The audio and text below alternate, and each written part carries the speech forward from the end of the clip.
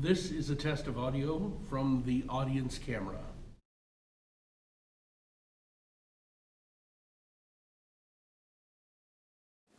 This is a test of audio from the primary camera facing the audience.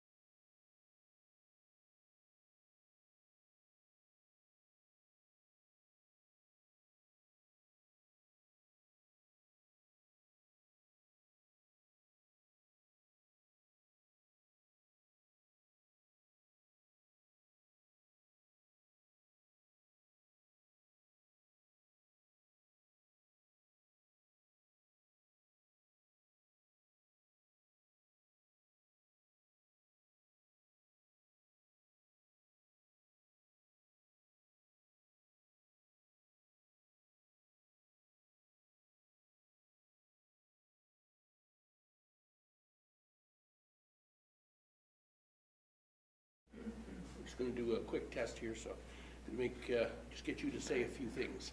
So I am set to 1920 by 1080. Okay? And I'm not getting your feed at all.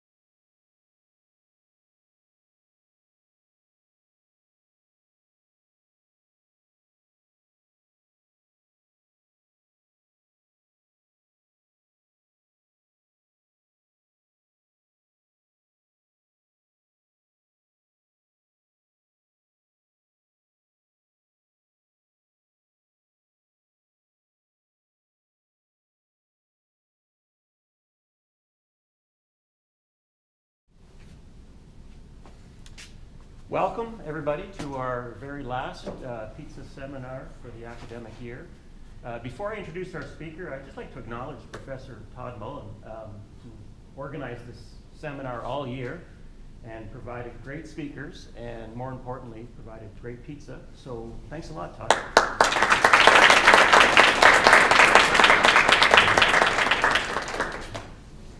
Todd has graciously allowed me to introduce today's speaker, which is kind of fortuitous because he's lost his voice anyway, so I guess that all worked out in the end.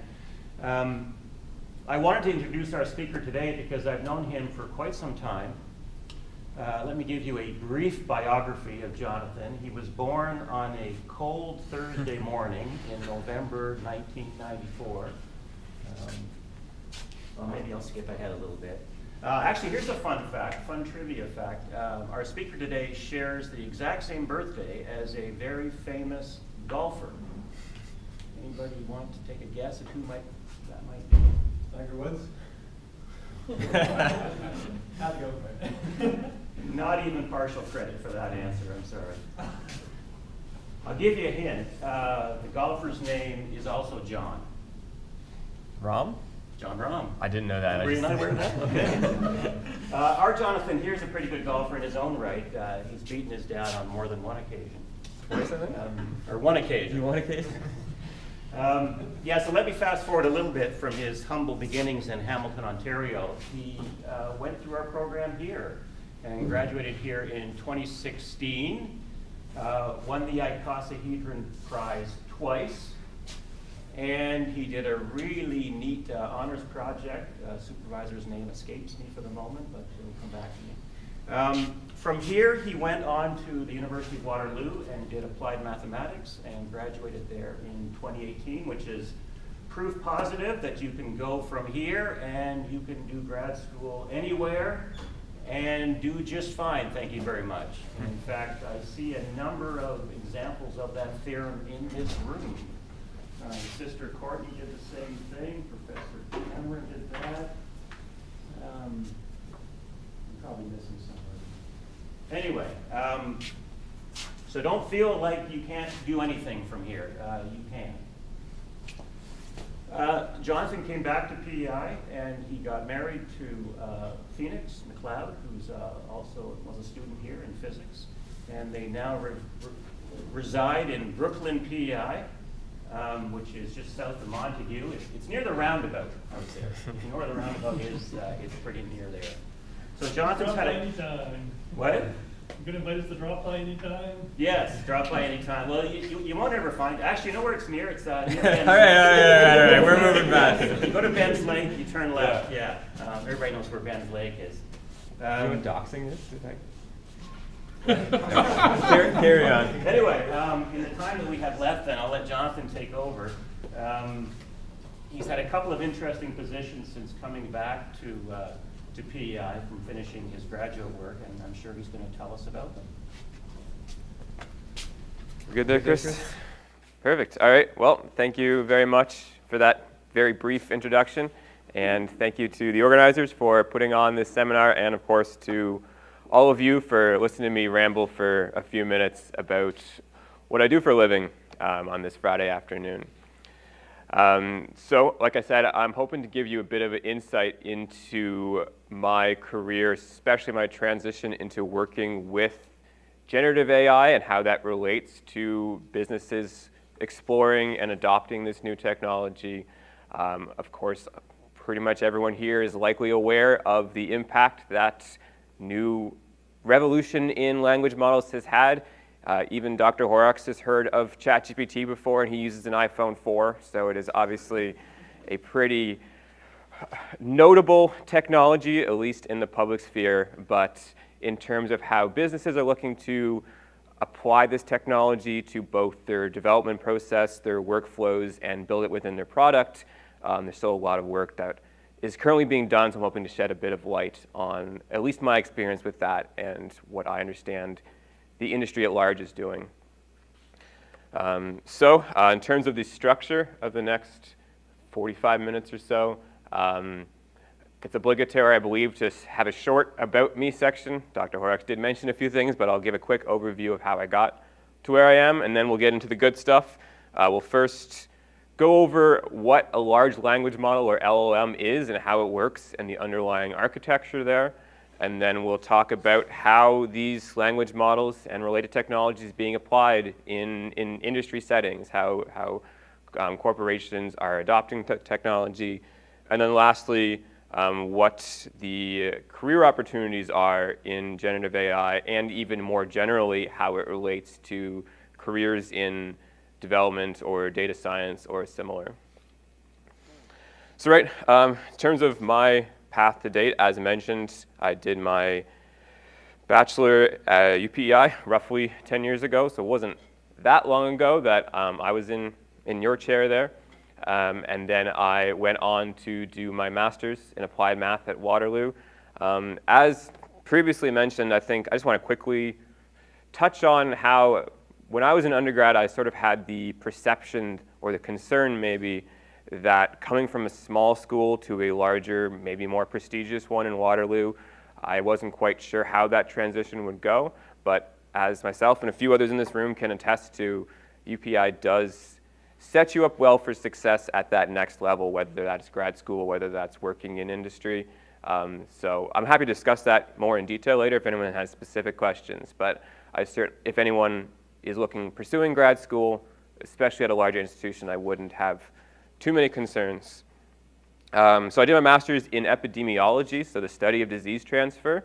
I left that in 2018, partially because I thought that the study of infectious diseases wasn't that relevant. I was looking at measles from the 40s. Of course, the joke was on me, and a year and one pandemic later, my fellow lab mates were getting interviews on CTV. I'm not bitter at all, but I did go on to work in industry. Like I said, I started as a data scientist with a company called HR.com. The data science part I found super interesting. The HR part, not as much. I then moved on to work for a company called Fantasy Pros, which does fantasy sports. If anyone has played fantasy football before, you may have heard of this company, but if not, don't worry, it's not especially relevant to the next few slides. Started in business intelligence, which is really just data science on the business operations side of things. And then within this last year, I've transitioned more into AI development, AI engineering, which is what I'll spend most of my time talking about today. So in terms of how LLMs work and what's going on underneath the hood, I will preface this by saying I am by no means an expert in language model development or advanced machine learning. I'm sure there are a couple people in this room who understand these concepts better than I do, but I'm just trying to establish a bit of a baseline here so everyone here has a basic appreciation of how they work, and for me at least, I find it very interesting. So in terms of an overview, large language models these days are mostly in the structure of what's called a GPT. You've heard of ChatGPT, or maybe even the GPT model that underpins it. What is a GPT? We'll start with that. We'll go through that acronym and we'll go through it backwards. We'll start with the T. The T stands for transformer, and all this is really just a special type of neural network.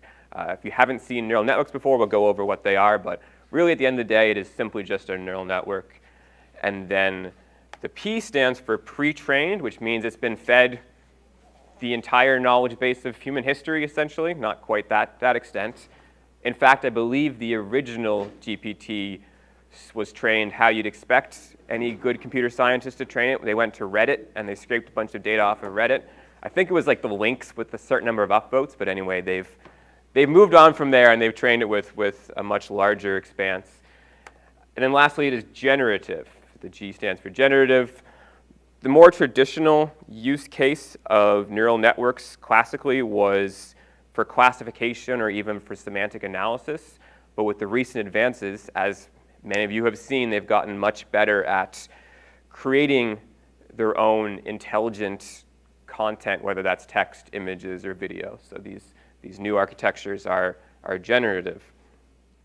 So I mentioned that a transformer is a special type of neural network. I'll quickly go over what a neural network is. A lot of you will have seen this structure when talking about neural networks, where you have a bunch of these nodes connected by vertices.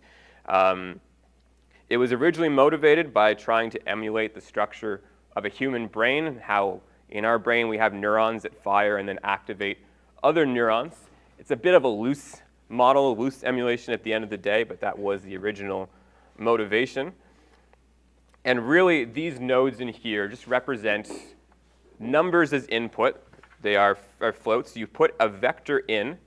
So that first layer there, the input 1 through n, is just a sequence of numbers, a vector of numbers. And then it goes through the steps, and I'll talk about the steps in a while, and then it spits out an output vector. And that output vector is usually a probability distribution that offers some kind of prediction. So the classical example here, and what these were often used for, is image classification. You're saying whether this is a cat or whether this is a dog. So your input would be the pixels of that image. You'd lay them all in a row, and you'd give them a value, a grayscale value where 0 is black and 1 is white. You put that as your input, and then you go through each steps of the model. Again, I'll talk about that in a sec. And your output would be maybe 70% of it. The one node represents cat, and it thinks it's 70% likely to be a cat, 20% likely to be a dog, 10% likely to be a fish, who knows. But so vector in, vector out. So how does this actually work? What is it actually doing with these layers and these nodes? It's really just linear algebra at the end of the day. Each of those vertices represents a weight, and then each node is a weighted sum of the previous layer. So that H1 at the top there, that number there is going to be generated by input 1 times some weight plus input 2 times some weight plus input 3 times some weight. And you do that for all the nodes, and you go layer by layer with a bunch of weighted sums until it finally gives you the output. So when you train this model, all you're trying to do is find what those weights are, those values of the vertices. The way this is done, I don't have too much time to get into all of this, it's really just second-year calculus at the end of the day. You define some cost function where you give it a training set. Maybe you have 10,000 images, and you've said that these are cats. 10,000 images, you've said that these are dogs, and so forth. And let's say it goes through its first iteration, usually purely randomly, and it guesses that it's a cactus. And you say, no, that's not right, and you're not really close. And it goes back and refines itself, and then it guesses again and refines itself, and so forth. So you're just trying to minimize that cost function, and you do that by taking the derivative, the gradient in multivariate calculus, setting that to 0, and trying to move in a direction that minimizes this cost function. So that's called gradient descent, making the gradient smaller. And you do this through a mechanism called backpropagation. Again, don't have too much time to go into it, but I would highly recommend, there's a channel called 3 Blue 1 Brown on YouTube. Hopefully some of you have seen it. If you haven't, it is a really good introduction to how these language models work. He does a really good job with the visuals, so I would check that out. All right, so I've talked about image recognition. We now want to move over to the language side of things, because these can be used to predict language too. You feed in a word as input or a vector representation of a word, and then it guesses what the next word should be. And a lot of you will have seen an implementation of this on your phones already, where if you're texting and you've put in a word, it will try and guess the next word, so you don't have to type it in yourself. And that works pretty well, and I'm sure we've used that feature before.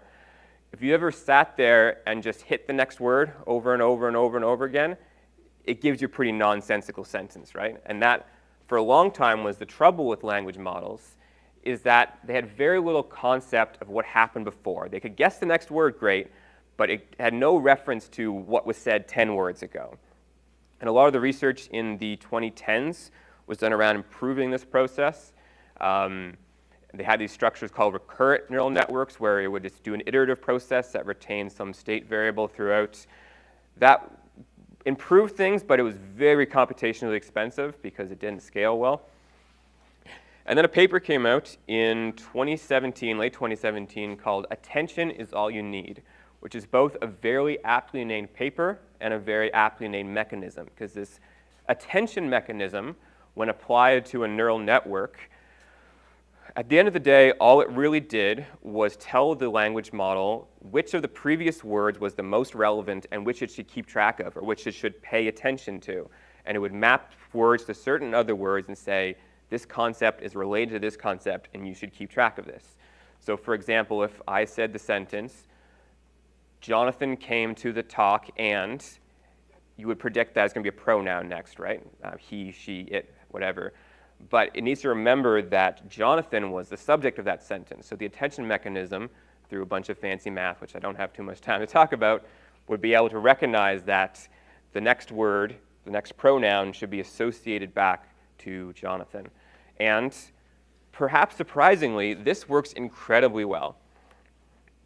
We'll update TwinGate later.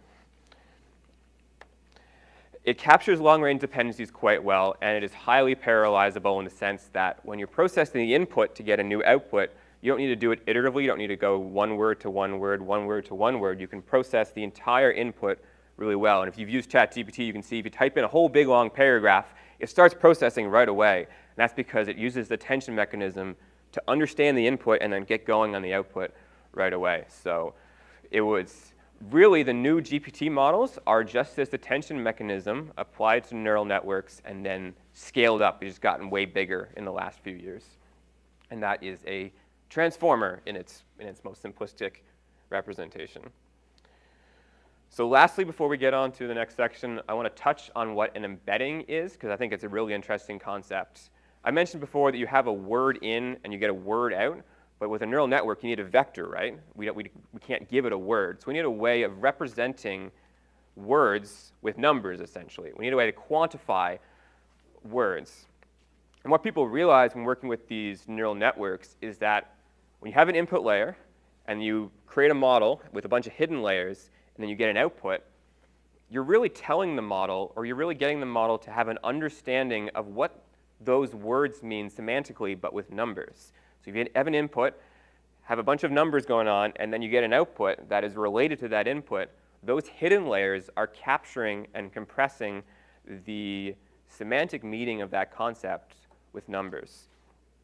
So this is obviously very useful for developing a language model, but it is also useful for a few other reasons. Like I said, it takes the hidden layer from the language model, and that is what is the embedding of a word or a sentence. And now we can do arithmetic on words. And if that sounds cool to you, great. If it sounds boring, I'm hoping to convince you that it is at least a little bit interesting. I do have a bit of a toy example of what this might look like here. Is that working, Chris? Those screens are good? So I've written a bit of code here that does just that. It finds the embeddings of some words, and then it does some math on those embeddings. So these functions here, I've already loaded these up here.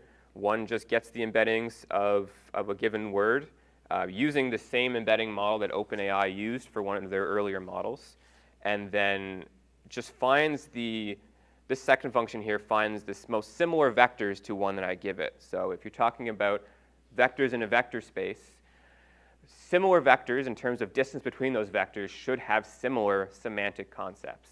So I'll show you what I mean here. I've loaded in the 10,000 most common n-grams, or most common words in the English language. And to start here, let's just give it a word and see what words are similar. So someone give me a pretty common word that should be in this 10,000 word list. Mathematics. Mathematics is a great word for this talk. I might just put in math in case I don't have mathematics in there, but we'll try and find out similar concepts to mathematics based on just a vector search in this latent space. So we'll go over to this. So you can see that similar words, I don't know if that's big enough there, but we can see the most similar is geometry, and then mathematics actually was in there. Physics, statistics, mathematical figures are all similar. That's useful, perhaps, finding similar concepts within this vector space. We'll take it one step further here, and we'll do some math on these words. The classic example in these cases here is you start with the word king, and then you subtract off the word man, and you add on the word woman. What should we get when we start with king, subtract man, and finish with an add on woman? We'll now we'll do that math, and then we'll search the vector space for similar words. And we will get queen as the most common.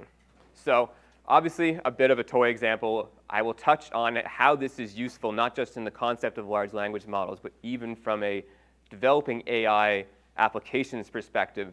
These embeddings in and of themselves can be useful for some applications.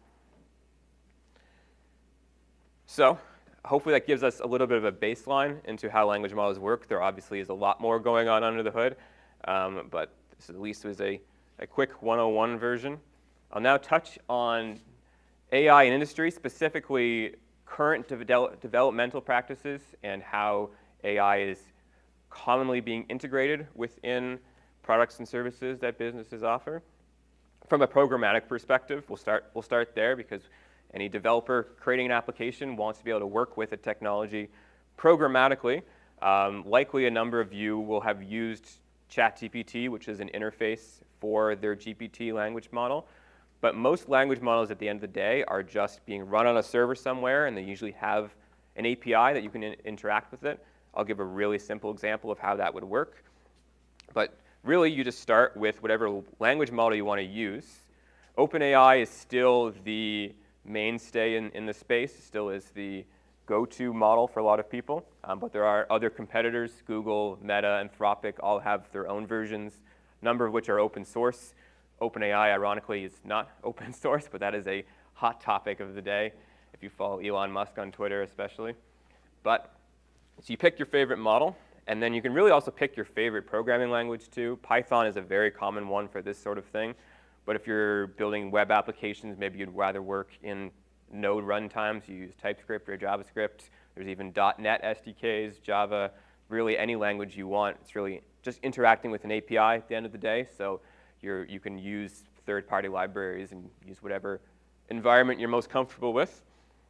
And then of course, there are frameworks built on top of this that make things a lot easier for you. A few of the most common are called LangChain or Llama Index. These are like third-party open source frameworks that are being developed that help you work with some of these concepts that I'll talk about in a little bit. And then most businesses, especially more established businesses, will prefer working with larger cloud providers like AWS, Azure, Google Cloud. So these companies are spending a lot of time and effort developing out their own infrastructure and their own tools that help developers. So there are a few options there. So like I mentioned, I have a really quick example of how, sort of a quick start version of this. Just show you how easy it is. This is how many lines of code it would take to write your own ChatGPT, essentially. I've loaded in the OpenAI Python wrapper, so it allows me to access their API easily. And then all that I've done here is I've just called the completions endpoint, or I will call the completions endpoint. I will give it a system prompt, and this is where you can kind of be a little creative yourself, whatever application you're working on. This one here, I've just said you're a bot that always responds in limericks. Maybe not the most useful application, but we'll use it for our purposes. And if someone wants to give me a prompt, just a quick question or topic to get a response from the language model. Any takers about, here, what? Sorry?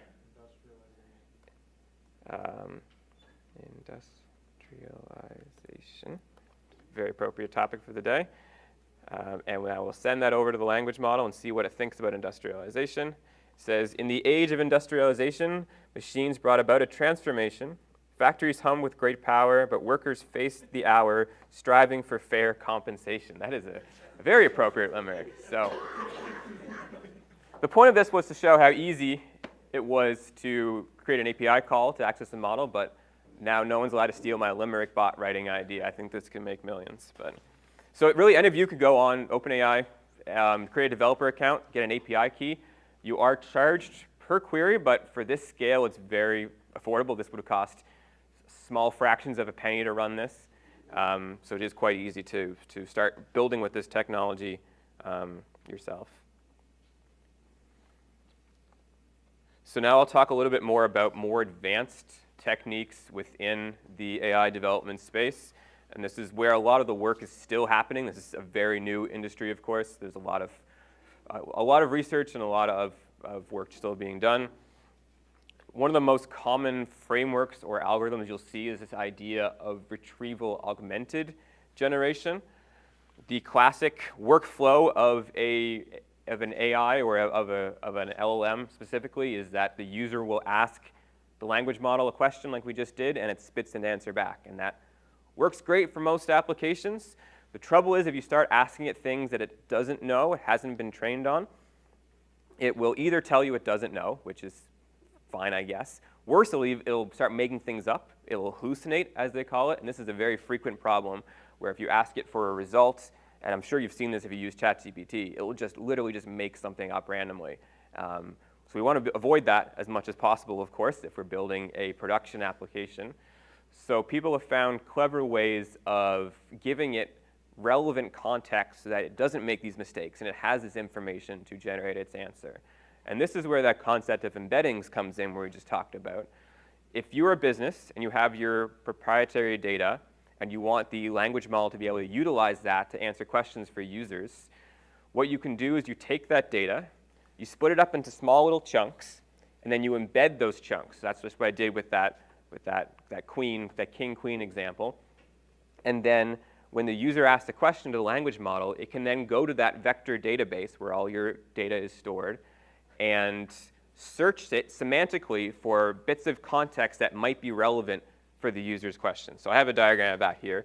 The user will then ask the question to the language model. It will first go to the vector database and see if there's any bits of information that would be relevant for the user query, pass those back to usually a different instance of the language model, and say, here's the user's question, here are these bits of context that I've found that might be helpful, answer the question, and that will usually lead to a much better result. I do have a quick example of how that works. Again, a bit of a toy example. So here's that LangChain package I was talking about. It's done a lot of the heavy lifting for me in terms of setting this up. But a lot of my examples were work-related, which I can't really share today, but I have, again, a bit of a toy one where I've loaded in my credit card user document, which is a long thing that I don't want to read, but I want to be able to answer questions about it. And I can't just ask ChatGPT because it hasn't read this document, it doesn't know how my credit card works. But if I load in this PDF and I split it into a bunch of small chunks and then embed those chunks, which is what this is going to do, it's going to split it and then it's going to embed those chunks, so create vector representations of those little chunks of text. Then I can go ask a question to it, like how many card holders can I add? And this is where you might be thinking, can't I just search that PDF to begin with? You can if those keywords are there, but if it hasn't phrased the question, hasn't phrased card holders the exact same way, a keyword search is not going to work over this PDF. You want to be able to search it semantically, and you want it to happen all underneath the hood. You want to just ask your chatbot a question and have it come back with the answer. So the chatbot's going to find the bits of documents, the chunks of text that are most relevant to that question, how many card holders can I have? And then I'm going to piece all it together here and feed in a query that says, answer the question based with the following context, give it those chunks, and then give it the user question. And it's going to do that all at once here, and it's going to say, you can have up to 3 additional card holders. So if you went into those chunks, you could see, in fact, I think we can probably do that here. You can see that the 2 most relevant documents it found. And the content of one of them was, somewhere in that text here, yes, he says you can add up to 3 additional card holders. So that all happened within an automated workflow. And you can imagine if you get beyond just one PDF that has a few pages about a credit card, but you get to thousands of documents or thousands of bits of information, how powerful that this technology can get and this workflow becomes. So that's a very common way of marrying language model technology with businesses' interests, businesses' proprietary data, and how they interact with their customers. The second one, which I'll touch on briefly here, is this idea of function calling an agent. This is sort of the holy grail of an assistant. You think about how early on Alexa and Google Nest tried to do this and really didn't do a very good job of it. We'd love to be able to create a Jarvis from Iron Man that just understood us and was able to do all our tasks for us. This is a bit of a start to that. Language models, while they're not good at understanding live data, if you ask it what the weather is, it won't be able to respond. It is really good at understanding user queries and parsing that into JSON objects, into requests that we can then work with programmatically. So if you have an API endpoint that is able to feed back the weather for a certain location, you can then give that to the language model, ChatGPT, and say, hey, I've got this function, so if a user asks a question about the weather, use this function. So the user comes along and says, what's the weather in Charlottetown, it can then parse that question and say, I'm going to go call this API, get the weather, and then return that to the user and format the question. So as you can expand on this concept of identifying actions and identifying API calls within a user request, you can start chaining them together and you get these more complex agentic workflows that can do more and more complex things and get closer to more general intelligence that is able to respond to many more user requests. So a lot of work is being done on improving these workflows and creating more and more complex agentic structures. So there are obviously more technologies, more algorithms, more areas that are being expanded on here. Those are sort of the main ones that current AI developers are working with. In terms of challenges, of course, with this industry and these technologies being very new and continuing to evolve, there are going to be challenges with that. As mentioned, one of the key ones is language models' unpredictability, their tendency to hallucinate, their tendency to not give accurate results. ChatGPT has a disclaimer at the bottom that says we may not give you accurate results, and that is still an issue. Using RAG, retrieval augmented generation, and function calling will help with that, but there's still a lot of work to be done to ensure that if you're an enterprise and you have a user-facing product, you're not creating another Microsoft Clippy that is just useless and annoying.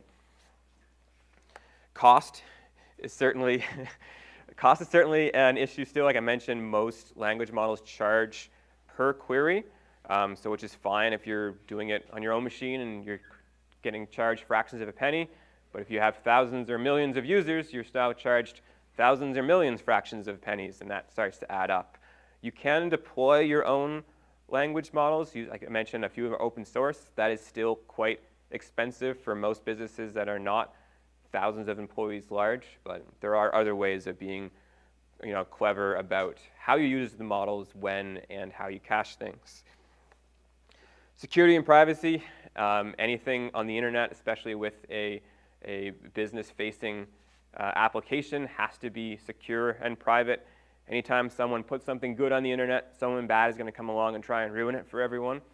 So especially with this new way of interacting between customers and data, where it's more of a natural language barrier, there are a lot of things to understand about what the security vulnerabilities might be. Like you may have heard of SQL injection. There is now prompt injection, where people try and sneak bad things into their prompt. And then privacy, both from a business perspective, how you're releasing this data and how you're giving a language model access to your proprietary data. And from a user perspective, you want to make sure that everyone's data is secure and not abused. And then lastly, it's a really interesting time to be working in this industry because it is so new and there's so many things happening. I started working on it in early 2023, months after the first ChatGPT was released. And everyone's just kind of figuring it out as we go. There's a lot of new frameworks that are being built. That LangChain framework I mentioned before, there are new versions of it coming out every day. And I remember one time last year I was like thinking about how to solve this problem, and then 3 days later they came out with a package that helped with that. So that is both interesting but also challenging in the sense that if you're working with more traditional frameworks, there's better documentation, there's more stability, things aren't changing by the minute. So that is a bit of a challenge here. So all of that gives a picture of where businesses are currently at with developing with AI. I'll give a few stats on sort of the general view of it within most industries or within businesses at large. But I think it's fair to say at this point this technology is not going away. There are varying degrees to which people think it will be adopted, but it is certainly going to be a relevant component of most professions for the long term. And this will have a trickle-down effect to job markets and career paths. This will be from my perspective for the most part. I'll give some stats to back up what I'm saying here. But I think I do have a good sense of how companies at large are tending towards this technology, and it does seem to me that the adoption is widespread and significant at this point. As I mentioned, I'll give a few metrics here. For example, more than half of tech firms are tangibly implementing AI within their product, within their workflow, and that other half, for the most part in this survey that I've read, are still in the ideation and the research phases. But more than half of them are at the point where they are tangibly working with these technologies and these architectures that I've mentioned. A quarter of all VC funding in 2023 went towards AI startups, which seems to me to be quite a large percentage of that. And then the job market for AI-geared jobs, AI-specific jobs, like for engineers and the like, expected to grow 21% over the next decade. These are all just random numbers I pulled off the internet, so take them with a grain of salt. But again, from what I've seen, both within my own company, within other people I've talked to, within industry research at large, it does seem like it has significant impact both on individual jobs that are related to it, but also on developers' roles at large. So with that in mind, I'll touch on a few potential career paths. I think the important thing with any career path in general, and this is what I've learned over the last decade, is you really don't want to pigeonhole yourself into a specific career path. When I came out of school, I thought I'd be working in health because I was an epidemiologist, right? And I started working at an HR company 6 months later. Especially in computer science and mathematics, you are well prepared to do any number of, I'm trying to sound like a Dr. Seuss book at this point, but you are well prepared to be set up for a number of different career opportunities. A few of which I'll mention here and how they are geared towards AI.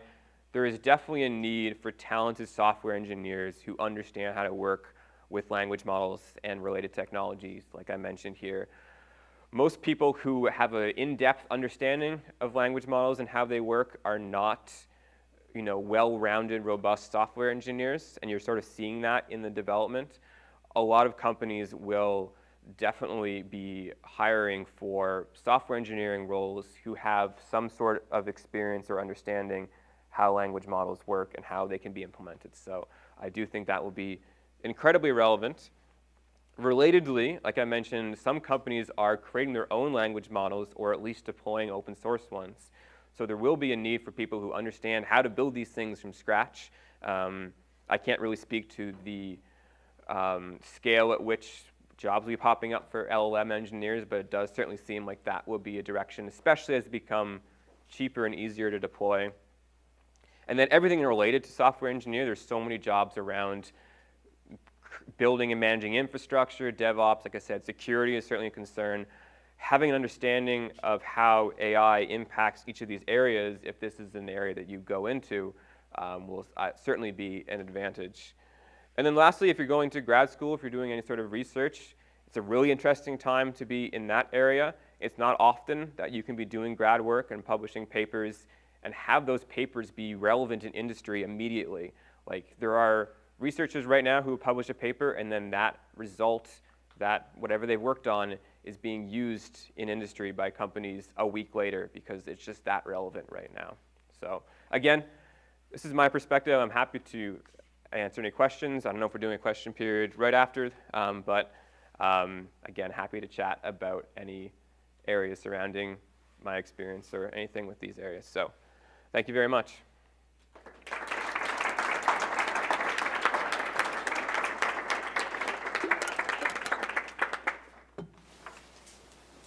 Thanks very much, John. For a most informative talk, perhaps you can get that chat thingy on my iPhone 4. I don't think they support that anymore. No. Oh, the pizza's coming, I see. Perfect time. We probably have time for a couple of questions, otherwise Jonathan will be around. Anybody have a question?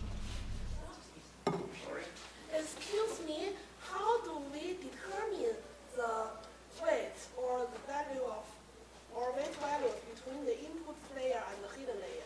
That's a very good question. I will defer you to that YouTube channel for the whole view because I can't really give the whole rundown right now. The way that the weights are trained is you give it a training set. So you have, in the image recognition, you tell it this is a cat, and you feed that through. You initialize it purely randomly usually. You'll say, here's a weight, here's a weight, here's a weight, with no understanding of what that means. And then you put in your input, your image or whatever, run that through. Its guess is going to be really bad. It's going to think it's a cactus or something. And you'll say, no, it should have been this, and you weren't especially close. It should have been a cat, you guessed cactus, that's not very close. Then it's going to go back and, using something called backpropagation, which is a little bit too complex to explain right now, it will tweak those weights a little bit each time, moving towards a direction that minimizes that cost function, that will get it closer the next time. And it does that, like I said, through second-year calculus type of things, where it moves in a way that sets the gradient to 0 so it minimizes that cost function. And it does that a whole bunch more times, tweaking those weights in a way that minimizes the cost function each time until it gets to the point where it's pretty good at guessing images. And again, that's not a great explanation in this setting right now. I would definitely check out that YouTube channel I mentioned. It does a really good job of explaining how that works. Thank you. I noticed some of your examples, you had something that said like temperature equals 0. Would you talk more about something? That's another, and I should have mentioned that probably more in depth, because programmatically you do have a little more control over the language model than working with ChatGPT. Temperature is something that, a parameter that you can adjust that controls it's the creativity, I would call it. When I mentioned that the neural network spits out a probability distribution that says, in the concept of language, it says, I think the next word should be this, but it also could be this, this, or this, but I don't think that quite as much, right? 40% it should be this word, 30% it should be this word. If temperature is 0, it just picks the most likely word every time. And that's going to give a very realistic sentence, but not one that's very creative. If you set temperature to be higher, it will be more random about how it samples from that distribution. It will give a little bit more creative of a sentence, so to speak. So that is another thing that programmatically you can play around with, and sort of fits along the lines of prompt engineering in terms of you want to set the parameter that gives an output that makes sense within your application. So you showed the example of using a local code and using API endpoints provided by OpenAI. But what if we want to send the query to something which is running on my own laptop? Yes, you can run models locally. I can on my dingy laptop here. There is a package called OLlama, which does so llamas are a series of, or a set of open source models. You can download OLlama pretty easily and get your own model set up. It's a little slow, at least it was on my machine, but it is quite easy to set up. So if you have a model running locally, you can then, whatever code environment you're working with, you can then send requests just from the command line saying, give me the response for this. So local models are certainly very interesting, and they are, of course, free if you don't mind using the computational power. And they're pretty easy to set up. So I would check out OLlama if you're curious about setting this up yourself. Right now I use LM Studio to run them on locally, but I'm not sure how to connect with them using my own code. So that's not something I have too much experience with. I usually work with the cloud-based APIs, but we could talk about that after a little bit. I'm not 100% sure how to adjust an implementation, but I'm sure there's a way. Kind of on the same theme earlier, where you said sometimes ChatGPT like hallucinates or something like that. Is there some way that large language models can somehow answer questions which there haven't been, like almost like do its own research in some sort of way? Yeah. Has there been any sort of like method of doing something of this sort, where it's not using necessarily like data from the internet that's already existing? I guess you kind of like tell it a technique, tell it an output, and maybe it generates its own sort of thing to see how effective it is. Yeah, so I guess at first I thought your question was if the language model can go do its own research on the internet and come back. That's not your question, right? It's its own logic. Its own, like, can it have an imagination? And I almost touched on this earlier, because this is a perception that many people, especially in industry, have, is that ChatGPT is just really smart. It's not especially smart. I like to say if you're using language models, you have 1,000 fifth graders at your fingertips. They're really good at going guess stuff for you, but they're not so good if you want to ask them a really complex question. So if you want to get them to do a really in-depth analysis, it's not great at coming up with that, because it's just next word prediction at the end of the day, right? It's not thinking, it's just predicting what the most likely next word is going to be. So I've had a few people in my business come to me and say, hey, can we get ChatGPT to do this really complex task? And I say, no, we should be using machine learning techniques for this instead. So I'm guessing that answer may change within the next year or maybe even sooner as they continue to improve these. 4 years ago, no one guessed that by just making these GPTs bigger with more parameters, it would get as smart as it did. So who knows where it will be at within a year or two, but as of now, it's not especially clever. It's just good at making text. So, so far my understanding is they are just very advanced pattern matching. So relating to that, does it have a context of, is there a possibility of it giving the answer I don't know instead of just keep on pattern matching? It can, and that comes down to usually the system prompt in the application. If you give it a system prompt that says, if you do not know the answer, say I don't know, it will do that most of the time. There will be times where I've written a system prompt that says, do not answer the question if you don't know the answer, and then it just goes ahead and does it anyway. And that is one of the frustrating things with developing with this, because as developers, we're very used to working within deterministic, rigid environments where if we write code, it's going to do the same thing every time. Whereas if we're just instructing a language model, like again, go back to the 5th grader thing, if you're just like telling a child, don't do this, sometimes it will anyway, and there's nothing as a developer we can do to stop it. So there are ways of teaching it, and you can fine-tune them as well, where you give it some examples and give it some desired output, and it gets better at that very specific case, but there's basically no way of giving it 100% instruction to never do something. You can attach guardrails sometimes to get it to prevent it from giving unwanted text or images, but as far as completely preventing hallucinations and preventing it from ever lying to you, there's basically no way of doing that. Okay, I smell pizza. So perhaps we can wrap it up there, and Jonathan will be around and ask more questions. You can find the roundabout in Brooklyn. You can hang out with us.